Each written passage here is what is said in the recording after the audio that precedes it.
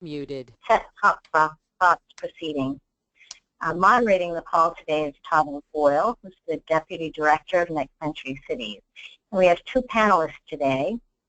And just to let you know, we've had a last-minute change. Tony Williams from Comcast will be replaced by Rick Zimmerman, Vice President of External and State Affairs for the National Cable and Telecommunications Association. The other panelists will be John Bergermeyer, Senior Staff Attorney for Public Knowledge. A few housekeeping details. To reduce ambient noise, we ask that everyone remain in muted position for the duration of the call. We highly recommend your participation, however, so please do send questions and comments via the chat box to the right of your screen. You can send the question to the group as a whole or just to one of the organizers, and we will be sure to respond. I'm going to hand it over to Todd to get us started.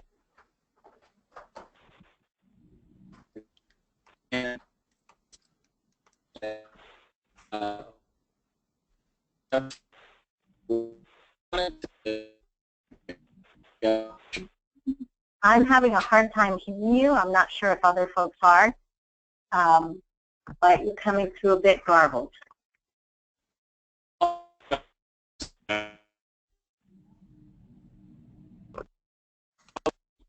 Focus on explicitly on access and connectivity issues.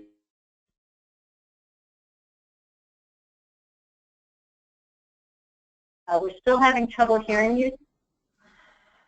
Yeah, I was muted for some reason, but I'm unmuted now. Can everyone hear me now? I can hear you perfectly.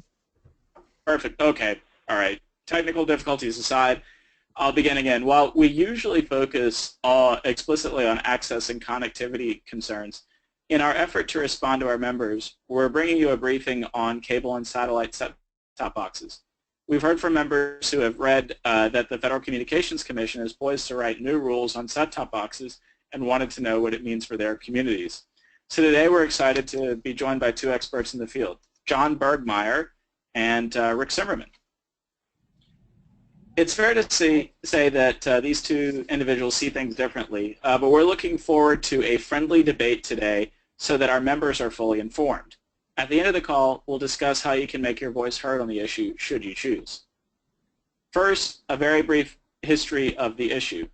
All the way back in 1996, President Clinton signed a bipartisan rewrite of our nation's communications laws. And nestled way down in Section 629, Congress directed the FCC to write rules to create a competitive market for set-top boxes. So instead of renting a cable or satellite box from your provider, you could buy it outright to avoid monthly fees. Or perhaps a smarter box with more features and applications would come to market. In the ensuing 20 years, the FCC has tried several times to get the job done, but it's never quite worked for a variety of technological, political, or economic reasons. We won't get into those, but it's worth noting that in late 2014, Congress passed more legislation telling the FCC to take another crack at it. So here we are. The FCC has been taking public comment on what to do. Debate has been fairly heated, but we're looking forward to a balanced conversation today. We'll start by asking each of our experts to share a few thoughts on what cities should know about set-top box reform. First to you, John. Sure. What cities should know? I think there's a couple aspects to it. Just number one, this is a pretty consumer-facing issue.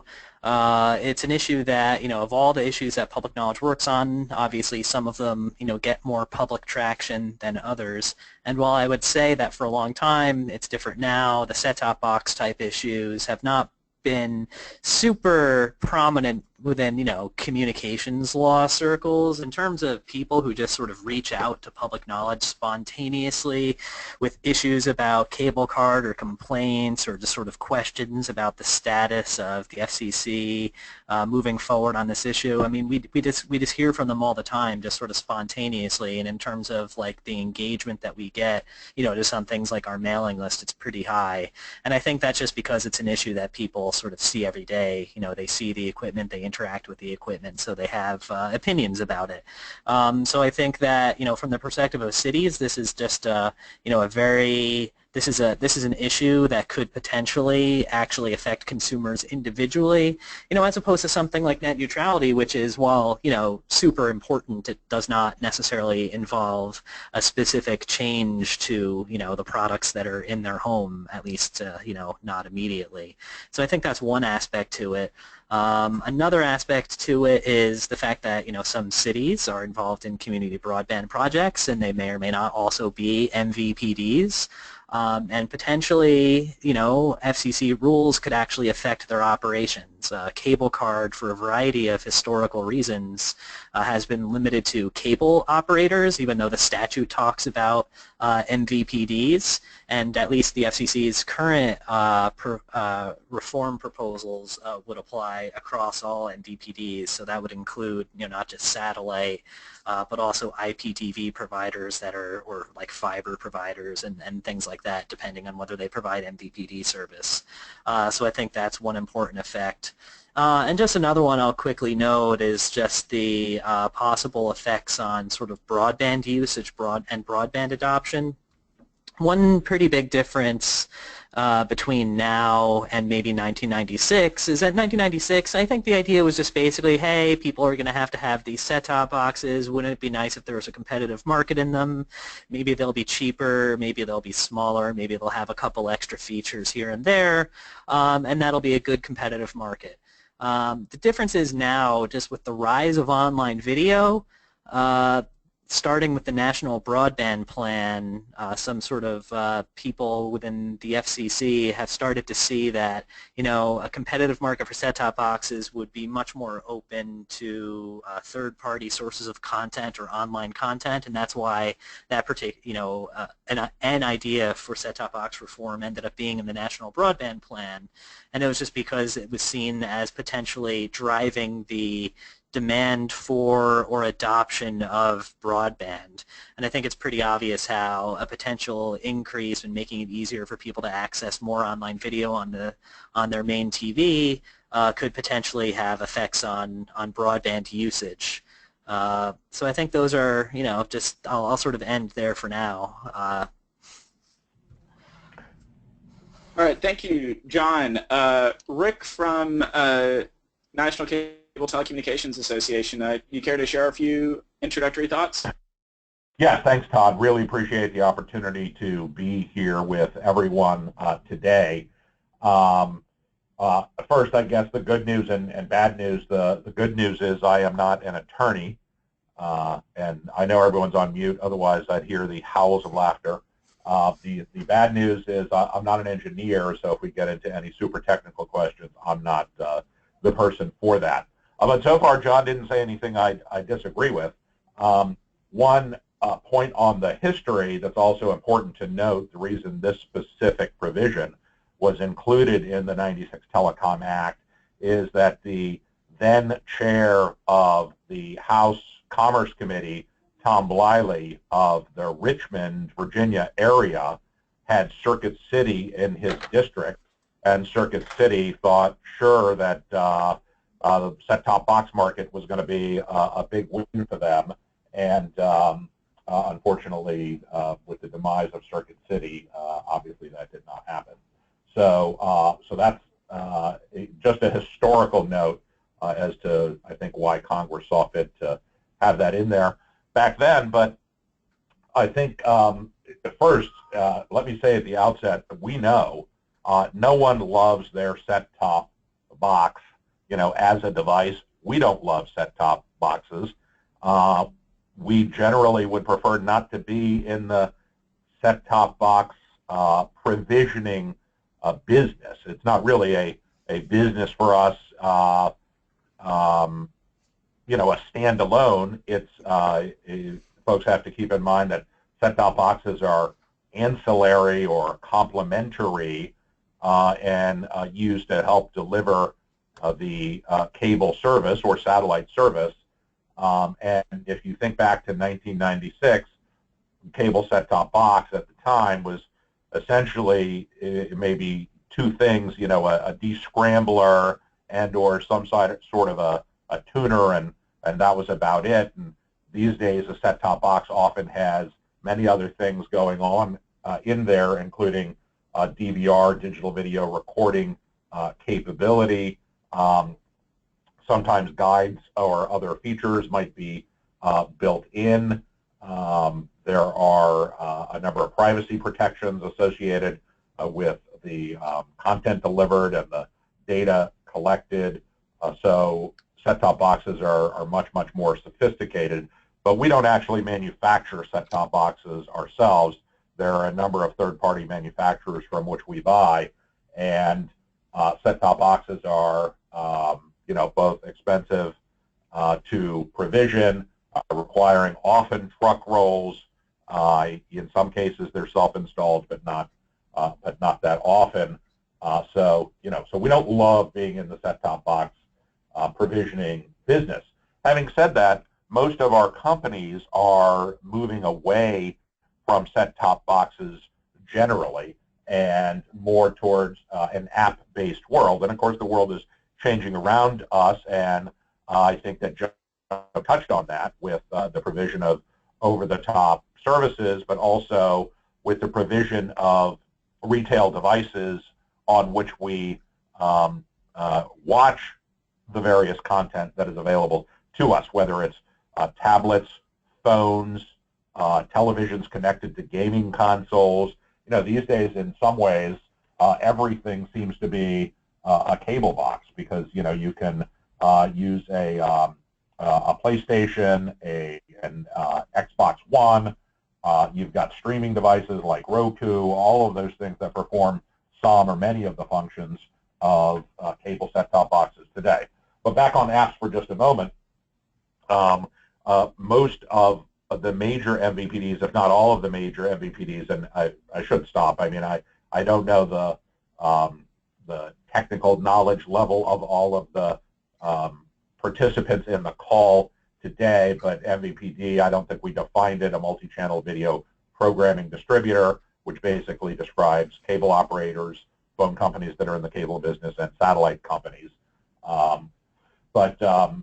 Most, or I would say all major MVPDs have an app by which content is available on other devices. I think by our count, we're close to about 60 million MVPD app downloads, with about close to 500 million retail devices for which MVPD apps are available. So that's the way we've been moving, and in some cases, and some of our companies, such as Time Warner Cable, which I think everyone knows is now part of Charter, had reached an agreement with Roku to essentially go set-top boxless, and with a Roku streaming device in the New York area, one could have DVR functionality in the cloud, have access to all of the MVPD content, as well as to the other content that Roku makes available. So that seemed to be a potential trend. So I guess let me just pause there on background of the issue, and then back to Todd for whatever the next question is. Great. Thank you, Rick. Let's drill down a bit. As you know, Next Century Cities is first and foremost focused on solving the connectivity question. So this time, Rick, first question to you. Can you connect the dots to our members? Whatever the FCC does on set-top boxes, there have been proposals to, as you say, replace set-top boxes with applications. There have been proposals to replace set-top boxes with off-the-shelf. You could buy whatever device looks good to you at Best Buy or some other retailer and bring it home and plug it in and have it work. Regardless of what it does, can you map out the impact that it would have on last-mile connectivity? Well, let me start by answering the question on, I guess, the impact it would have on constituents or consumers, because I think that the impact on connectivity is, in my mind, a little bit tenuous, in the sense that at least as we have proposed, one would not even need to be a broadband subscriber. If you are an MVPD only subscriber, you could still, just as today, get a set-top box, but even in the future with a proposal that we haven't quite talked about yet, but our alternate proposal, we'll call it for a moment, you wouldn't have to be a broadband subscriber necessarily. So, but in terms of constituent impact, one of the concerns about the current set-top box market has been the cost for leasing set-top boxes, and part of the rationale for the FCC's proposal is to sort of change the economics or the dynamics of that. And it's possible that constituents or consumers could, in fact, save money. We don't think they would save money under the FCC proposal, but let's say under our alternate app-based proposal by not having a box. I think there could be an impact in terms of over-the-top, not availability of over-the-top programming, but part of the rationale, again, for the FCC proceeding was what we'll call, or what they call, integrated search, the ability to essentially on one screen see the MVPD content that's available to you in say a guide next to, or in a larger guide format to programming that's coming over the top, or from Netflix or Amazon or someone else. To some extent, that's available today from like Apple TV, but part of the rationale for the FCC proposal is to make that more widespread, and that's something that we've suggested that we could do in our alternate proposal. So those are two of the ways in which constituents might benefit from some changes in the set-top box market and a movement towards an app-based approach. But I'm still in the camp of the actual connectivity link. I think is a little tenuous. Maybe John's got a different opinion.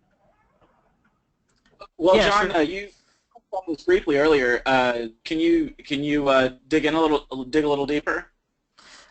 Sure. I'll two things. I'll address the connectivity thing. I mean, the connectivity proposition is effectively that when you have a more open ecosystem that a lot of people are using, so it's 100% true that people have Apple TVs and Rokus today that they can attach to their TV and they can watch all the online video they want on their television set. But when you look at the numbers of people and how most people watch TV, there's still so many people that the rented cable set-top box is their primary video interface. So the idea is if you replace that market with one which was much more open and open to online video, it would have an effect on the subscribership and viewership of online video, and thus drive online video demand.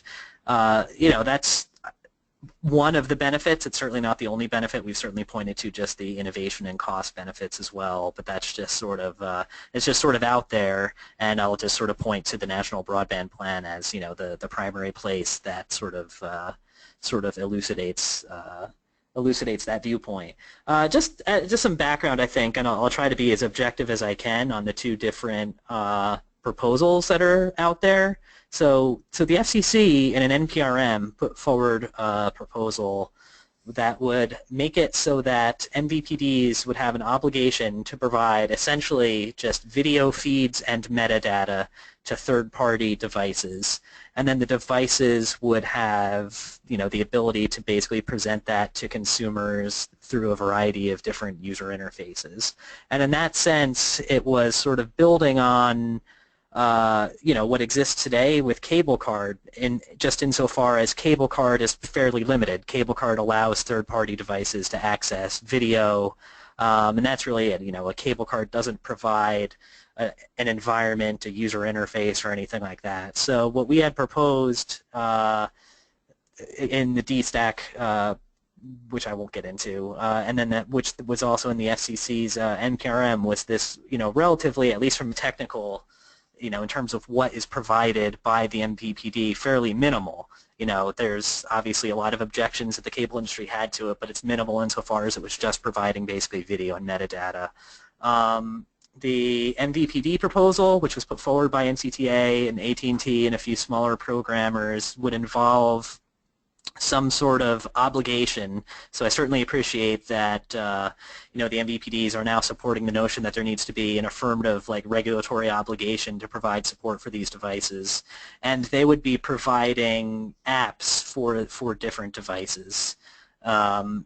And really, when you think about it, one of the main differences between the app approach and the approach in the FCC's NPRM, it just gets down to an app basically gives a lot more control to the MVPD in terms of the user interface, and it provides certain legal opportunities, for example, for there to be a relationship between the app developer and the device manufacturer. So at least from the MVPD's perspective, you can certainly see why they lean towards that approach.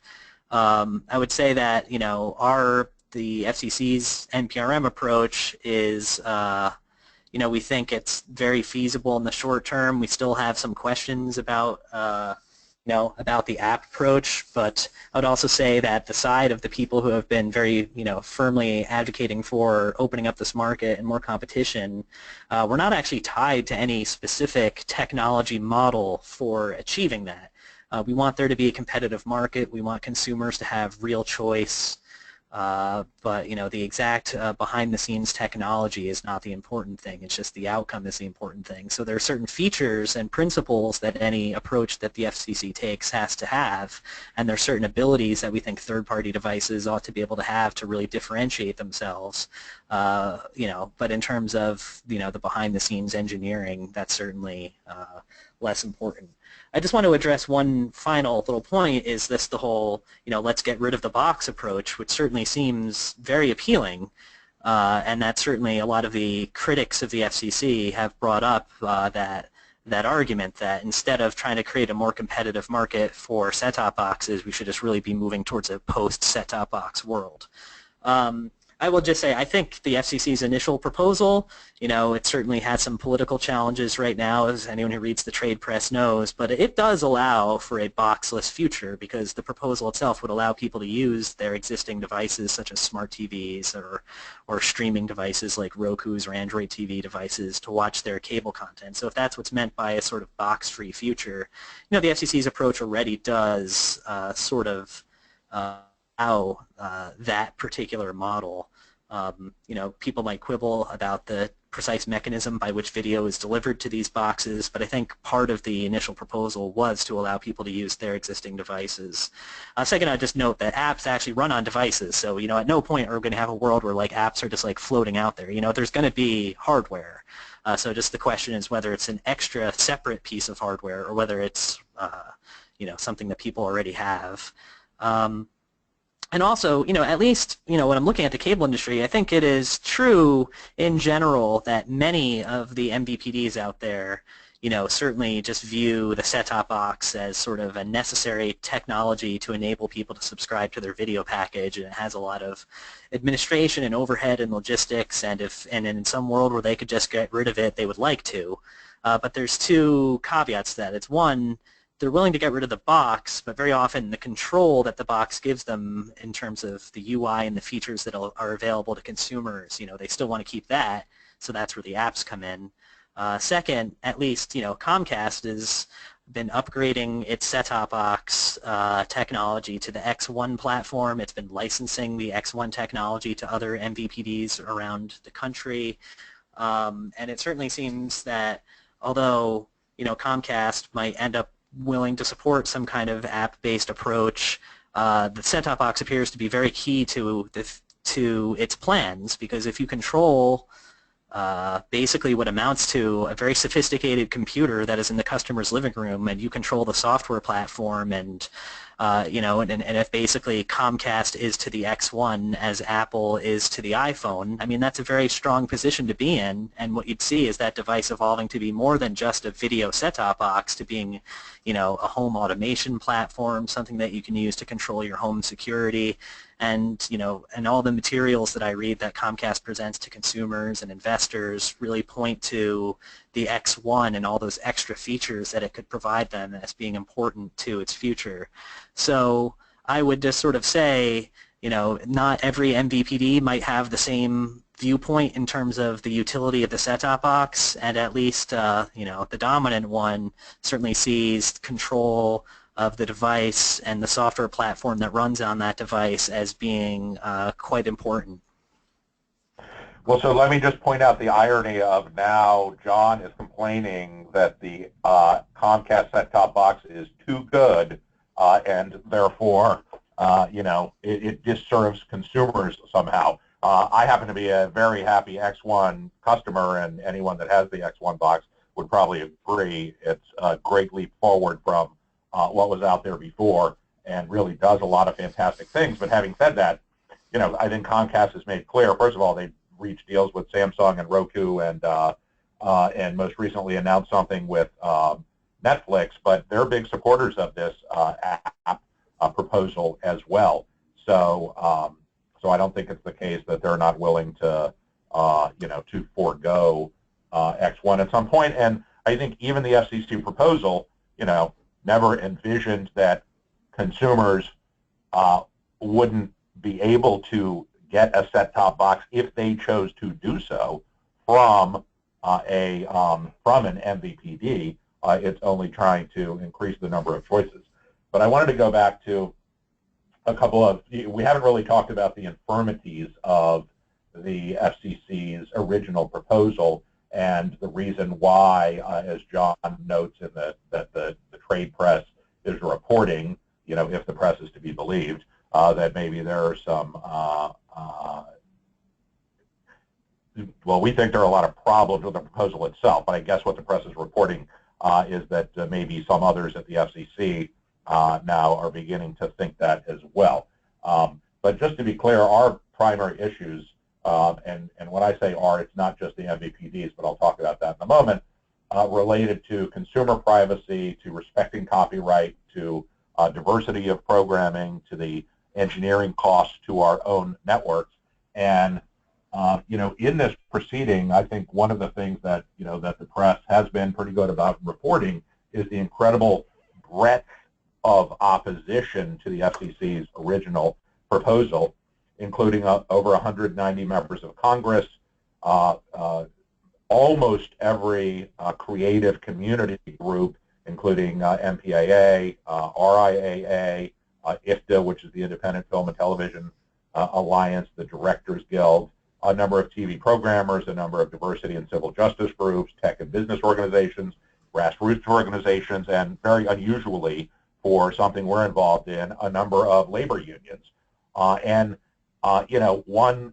the recognizing that folks on this call are all across the country and maybe aren't immersed or enmeshed in the world of Washington, where the super cynics say, oh yeah, it's just the cable lobby or the lobbyists doing such a great job of getting all these people. Let me assure you, and I don't think I need to assure you, that labor unions are not jumping to our defense because of something that we are doing. It's because they think it's in their own interest. The biggest outcry has really been from the content owners, which is not the cable operators, but the content owners, that the FCC's proposal did not respect their rights, the copyrights, and therefore they've weighed in heavily. And when it comes to members of Congress, this is not one of those issues where, oh yeah, just the Republicans are weighing in against the big bad Democrat-led FCC. There are almost as many or more Democrat members of Congress that have weighed in against this, concerned about diversity of programming, copyright, privacy, a number of folks weighing in on privacy issues. So there has been a tremendous breadth of opposition, and I saw John himself just quoted today, I guess, in the paper, because interestingly, at yesterday's hearing, and it's like a hearing a day these days involving the FCC. But where a number of questions came up about the FCC's proposal, it turns out that the Copyright Office has expressed concerns about the FCC's proposal itself. And, for those not in Washington, the Copyright Office is a completely separate government agency that has control over, just like it sounds, administering copyright law. And there are certain things that the FCC proposed to do that we don't believe would be compliant with copyright law, and apparently the Copyright Office doesn't believe so either. And that's not that, they can't roll the Copyright Office, so to speak, as they might be able to roll an industry or a corporation or whatever. So one of the commissioners and one of the members of Congress both indicated that they had had discussions with the Copyright Office that, indicating that there were some concerns. Now, I know John was quoted saying, at first blush, that he can speak for himself. Yep.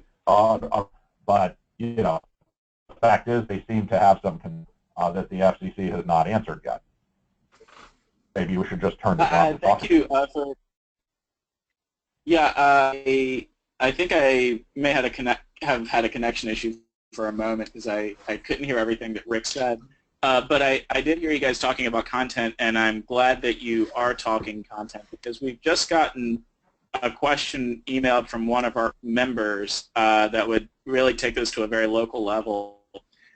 What impact would set-top box have on what impact would set-top box competition have on our community television station?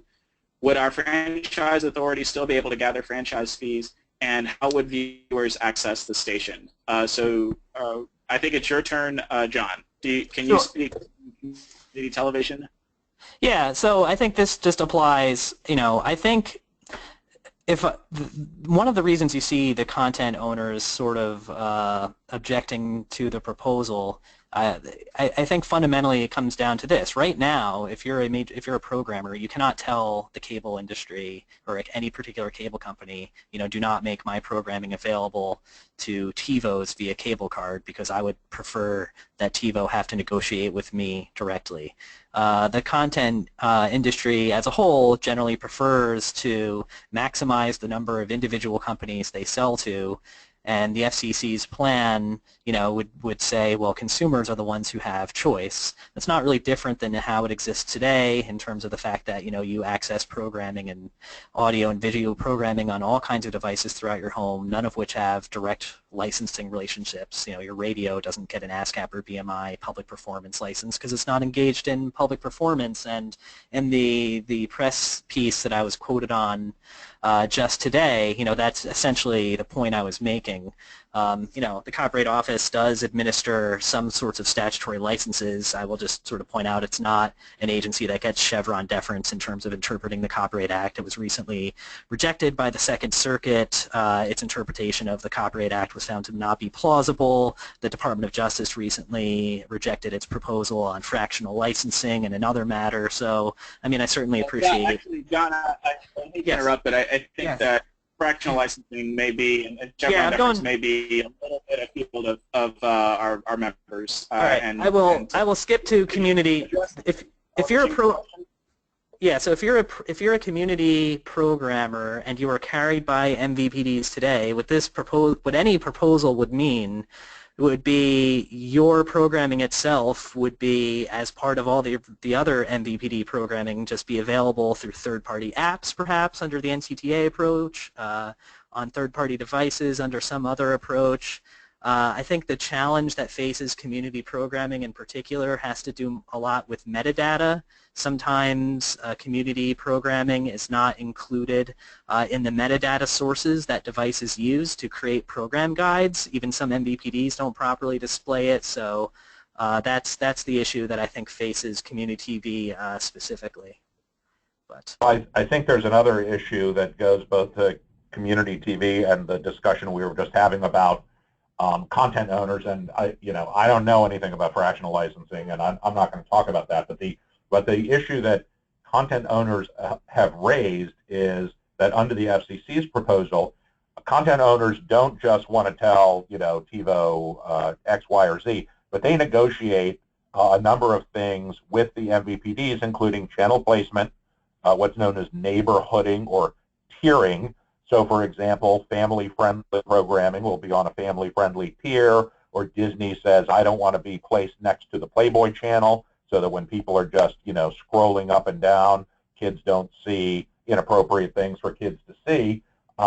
And it's completely unclear in the FCC proposal whether those kind of contractual arrangements would be respected. And during the DSTAC process that was previously referred to, there were some folks, including TiVo, that basically said, we don't have to respect contracts that we were not a part of, meaning that if a content owner specifically negotiated that kind of thing, neighborhooding, tiering, placement, etc., that the third-party device manufacturer or provider doesn't have to respect those kind of things.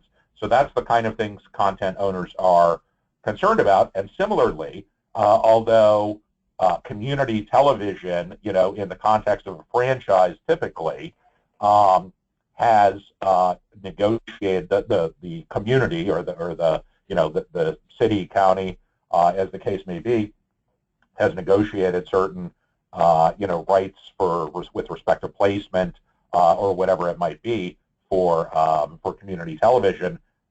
There's no necessity under the FCC proposal that those channels still be placed in the same place or have the same prominence in the guide or whatever the case may be. And so that applies not just to community television, but to other content providers as well. So it is something to be concerned about. Yeah, and I will share that I think to answer our members' question, nothing about any of the proposals would change the franchise authority's ability to gather franchise fees. So to that particular aspect, there may be questions about accessibility of that content, but the fees would still be there. Next question from a member city. We operate a municipal ISP that sells both broadband and video service. What impact would a change in set-top box policy have on our operations? Rick, would you like to begin? I will. I will say this first, that that there are some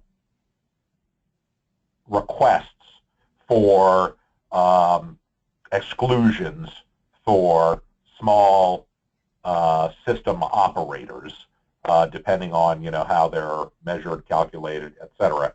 So it's conceivable that the FCC might actually adopt rules that ultimately would not apply directly to a community broadband provider, but it may affect the availability, for example, of whatever devices they are using to provision service today, because if the if the primary manufacturers of set-top boxes today were to be selling many fewer, then of course price goes up or changes like that. So I think there are effects on set-tops in and of themselves in terms of the direct impact. There's a possible exclusion, but otherwise there might be engineering costs.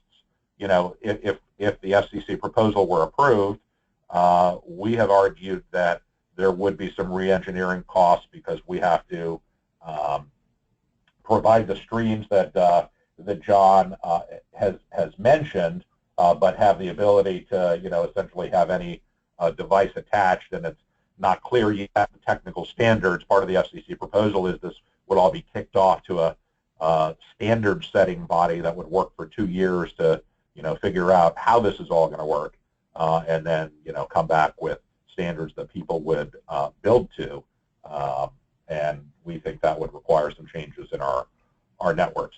So I'm sorry I can't be more specific than that.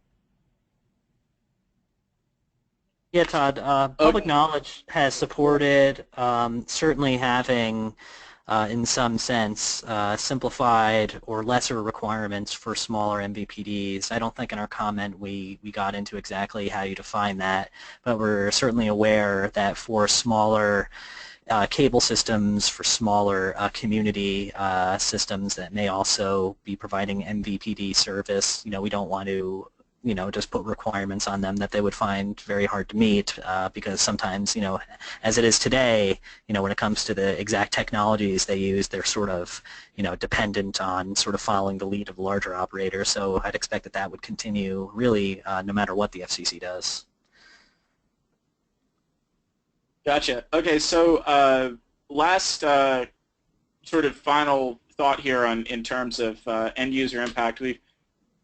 We've talked a bit in maybe an abstract or technical sense and about MVPDs and about some of the sort of broader policy implications. But I'd like us just to spend a minute talking about cost. Anyone following the issue in the press can tell you that there's been this revolving, swirling question of price.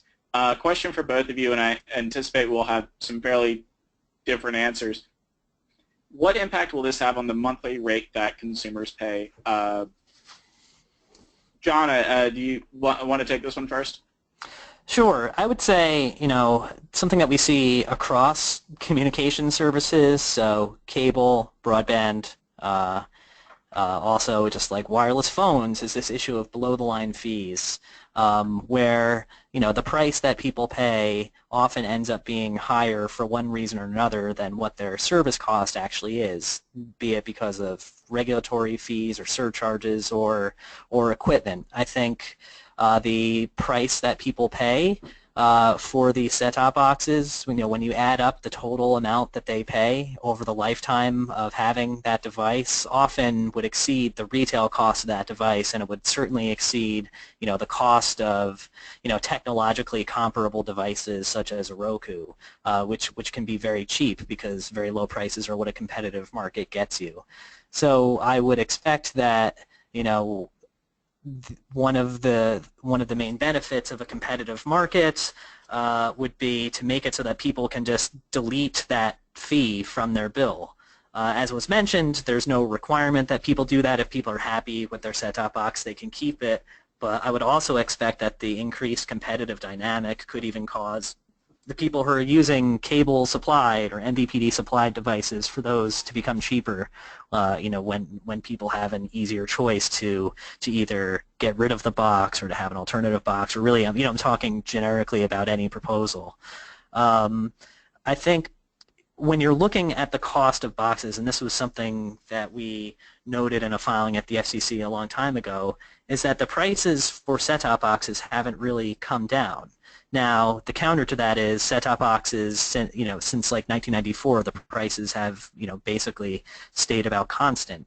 Now, the counter to that would be that the devices themselves have gotten a lot better, and that's true, but every piece of consumer electronics has gotten better since 1994. Computers have gotten a lot better and simultaneously gotten significantly cheaper. So I think when you see a market that doesn't really face these competitive pressures, you just don't see the usual trend that you see in other consumer electronics markets where devices simultaneously get cheaper and also more capable.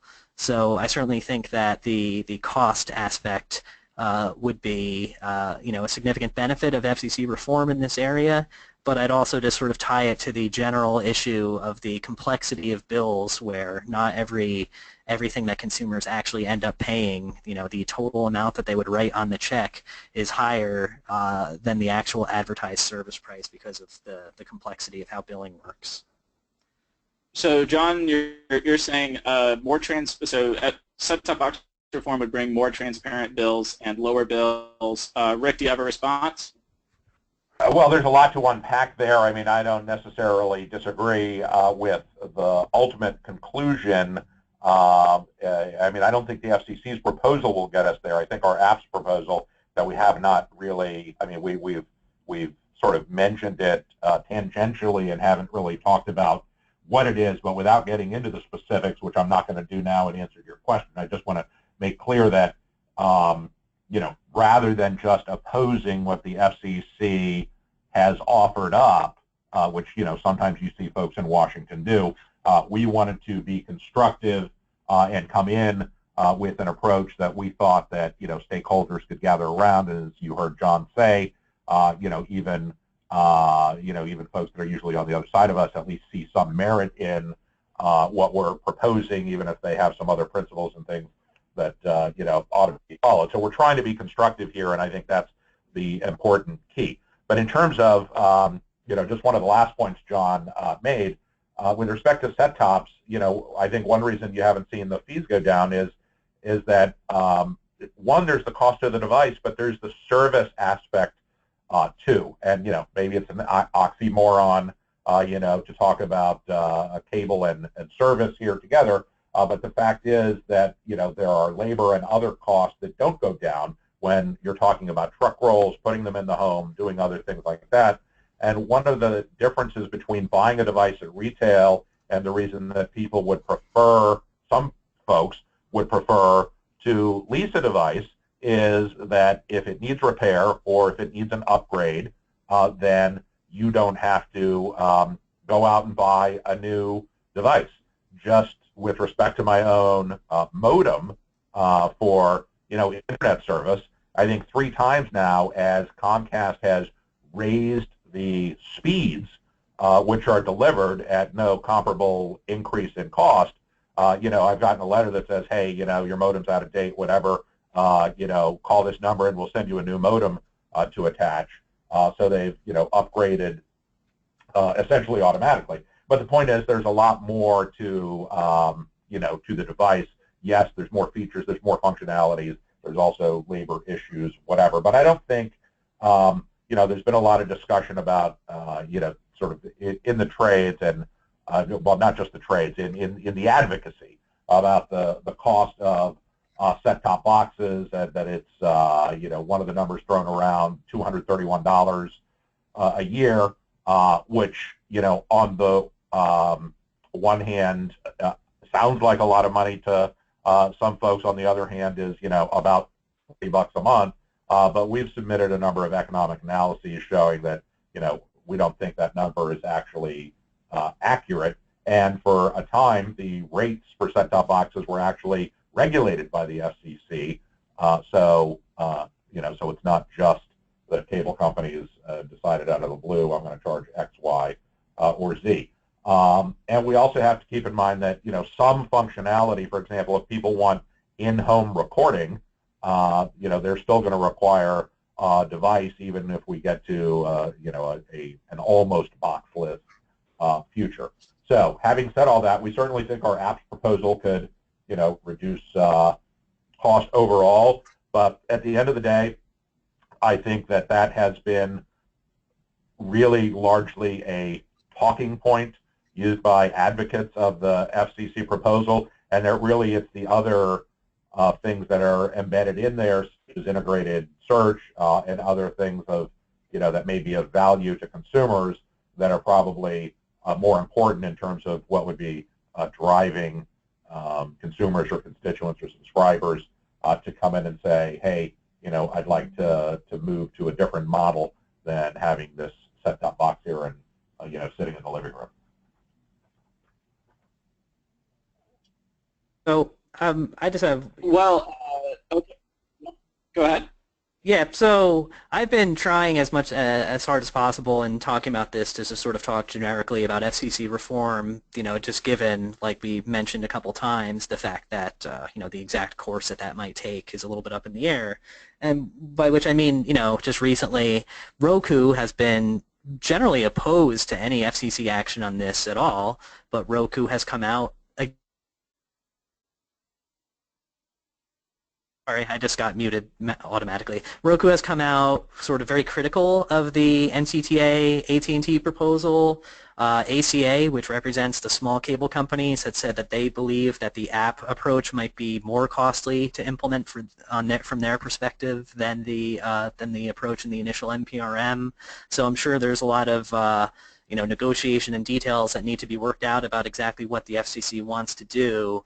But I think, at this point, it's really difficult to say with any certainty, exactly where all the different parties who have a stake in this issue are going to come out, because I think some of the positions that people have taken have been a little bit surprising. But I do absolutely appreciate the fact, at least, that the NCTA and AT&T, they actually put forward a constructive proposal that as we've said in our ex partes, and Public Knowledge had a release on this. I think it definitely represents progress towards agreement, and it contains many good aspects. And there are other critics who have criticized but not proposed any actual path forward for the FCC. So to the extent that stakeholders present concrete plans to the FCC, even if I disagree with aspects of them, I'm certainly appreciative of that. And we appreciate that. And Todd, I know we're about to wrap up, but I did just want to throw one thing out on the Roku's opposition to the apps approach. We love Roku, and Roku's been a leader in a number of areas, but Roku itself is apps-based, just as we're proposing. It's just that it doesn't use the specific standard, HTML5, which is an open standard, that we are proposing that folks use. So I think it's more an issue of sort of, a competing standard to what Roku does than the idea that suddenly they think, an apps-based approach in and of itself would be bad. And as far as the ACA members go, our approach says all MVPDs over 1 million subs. So for the most part, it would not affect ACA members. And I think it's only more expensive because a lot of them haven't moved to apps at all. But, I think they'll get there at some point. We've heard several different issues aired here today: content, broadband deployment, price, whether we want to move towards an app-oriented environment or whether we want to move towards a competitive box environment. Lots of different issues to unpack, and we appreciate both your contributions. If our members are interested in having their voices heard and adding a community or mayoral perspective, what's the best way for them to be involved? First to you, Rick, and then to you, John. Well, first of all, again, we appreciate being included, and we're always happy to speak to anyone in the Next Century Cities community, which is not exactly what you're asking, but about whatever's going on. And I know Tony Williams with Comcast has been involved, et cetera. But, the FCC reply comments have been filed, so now they're in a mode of what are known as ex parte communications, which means, folks can file a letter or comment that gets placed into the docket, and, folks are certainly free to do that. Again, in my view, I think the connectivity link is a little bit tenuous, but certainly the members here may have other things on their mind, but we're happy to chat, and there are definitely Washington folks that can lead anyone through the process of actually filing a comment at the FCC. Yeah, this is John. I mean, pretty much the same. If any members have specific issues, they're certainly welcome to reach out to me, to almost anyone. I know there's other groups out there that focus on issues, like the Alliance for Community Media has focused on the metadata issue that I mentioned about the sort of accessibility or viewability of community media. So there's certainly a lot of discrete issues out there. Anyone is free to file an ex parte or a letter, but it does certainly sometimes help to, just to reach out to the people who have been involved, just to see how you can best be effective and address your specific issue. Well, thank you both for being available today to talk to our members, and also making yourselves available on an ongoing basis to the Next Century Cities community. With that, I want to bring the call to a close. Appreciate all the back and forth. It's been enlightening for me, and I'm sure for everyone else dialed in today. So thank you all, and we're going to deliberate with our members and see if they want to weigh in, and if so, we'll let you know where we come out. But thank you all, everyone, and we look forward to talking again soon. Thanks, Todd.